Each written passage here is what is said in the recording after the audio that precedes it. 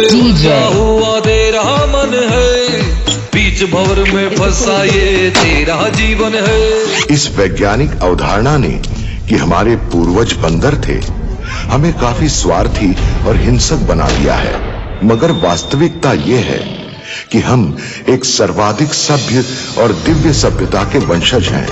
भारतवर्ष में पावन धाम है, श्री लक्ष्मी नारायण धाम। हजारों वर्ष पूर्व जब हम अपनी चेतना की सर्वोच्च दिव्य अवस्था से नीचे उतर आए, तब हमने खोज आरंभ की उन सभी महानतम विस्मृत सत्य की। निराकार ज्योतिर्लिंग देवा शिव विश्वनाथ हर हर हर हर महादेव की। विश्व के सभी धर्मों के ग्रंथों में एक सूत्र समान जरूर है कि ईश्वर एक हैं और वह एक दिव्य प्रकाश हैं। वे हम सभी के परम पिता हैं। हिंदू मुस्लिम सिख ईसाई आपस में हम सब हैं भाई भाई। हिंदू ईश्वर को एक अंडाकार शिला के रूप में पूजते हैं, जिसे शिवलिंग या ज्योतिर्लिंग कहते हैं, अर्थात ज्योति स्वरूप।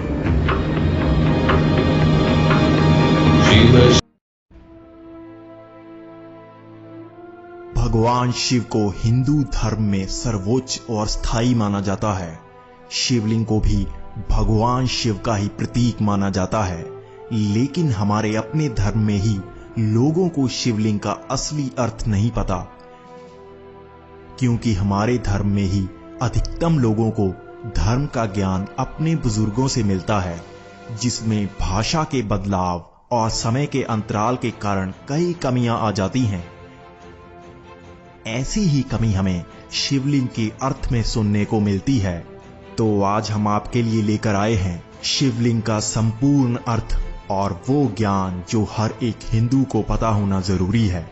अगर आपको ये ज्ञान नहीं है तो आपकी धर्म की जानकारी ही अधूरी है।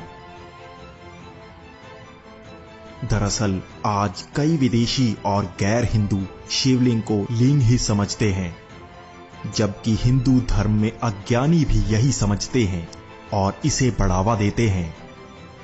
असल में अगर हम अपने वेदों का गहन अध्ययन करें तो उसमें शिवलिंग का वर्णन किया गया है। शिव को इस ब्रह्मांड का एकमात्र स्रोत बताया गया है, उन्हें निराकार और स्थायी बताया गया है, लेकिन शिवलिंग को लिंग बताया ही नहीं गया।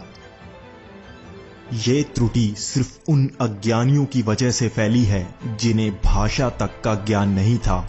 संस्कृत में लिंग का अर्थ होता है प्रतीक, तो शिवलिंग का अर्थ बना शिव का प्रतीक। जिस तरह हम किसी देश के प्रतीक को उस देश का झंडा मानते हैं, वैसे ही भगवान शिव, जिनका कोई आकार ही नहीं है, तो उन्हें भी एक प्रतीक से पूजा जाता है। इसी तरह अगर आप पूरी दुनिया में प्राचीन शिवलिंग को देखेंगे तो आपको पता चलेगा कि हर शिवलिंग का आकार दूसरे से अलग ही होता है। यही है समय के अंतराल के कारण आए शिवलिंग के रूप में बदलाव। शिवलिंग को शिव का प्रतीक मानकर एक आकार बनाया गया जिसमें भगवान शिव की पूजा की गई। उस समय भारतवर्ष में संस्कृत का चलन था, तब लिंग का अर्थ प्रतीक माना जाता था, जैसे स्त्रीलिंग यानी स्त्री का प्रतीक और पुल्लिंग यानी पुरुष का प्रतीक। लेकिन जैसे ही विदेशी आक्रमणकारियों ने भारत पर आक्रमण किया, तब यहाँ पर भाषा में भी त्रुटियां आने लगीं। इसी से अर्थ में भी बदलाव आते चले गए। आज भी अधिकतम हिंदू सिर्फ सुना हुआ ज्ञान ही सच मानते हैं और उनके पास श्रीमद् भगवद गीता या वेदों का लिखित रूप नहीं होता। इस कारण वो इन गलतियों को भी सही मान लेते हैं। अब आपको ये तो पता लग गया कि शिवलिंग का कोई और अर्थ नहीं बल्कि शिव का प्रतीक है।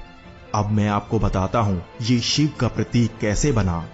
दरअसल शिवलिंग को अंडाकार रूप में माना जाता है। अगर आप वेदों और शास्त्रों में बताए अनंत के प्रतीक को देखेंगे तो वो भी यही था, यानी कि अंडाकार। प्राचीन समय से ही अनंत का प्रतीक यही रहा। लेकिन पश्चिमी सभ्यता से ही इसे ये आकार कहा जाने लगा जिसे हम आज इन्फिनिट कहते हैं।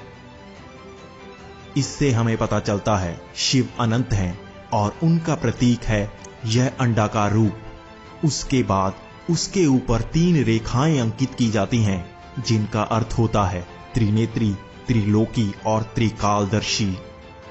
इसी रूप की पूजा की जाती है, यानी अनंत महासागर के निर्माता जो निराकार रूप में हर स्थायी वस्तु और ऊर्जा का केंद्र हैं। ऐसे ही निराकार स्थायी रूप के प्रतीक को हम भौतिक आकार में ढालकर ध्यान के समकक्ष महसूस करते हैं। अब आपको भी ये वीडियो हर प्रिय को शेयर करनी है ताकि वो शिवलिंग का सही अर्थ जान सके, और अगर आपको कोई शिवलिंग का गलत अर्थ बताए तो आप उसे ये वीडियो दिखाकर चुप करा सकें। इसी के साथ आप इस वीडियो में कमेंट भी करें। इसी से हमें ऐसी और वीडियो बनाने की प्रेरणा मिलती है। धन्यवाद।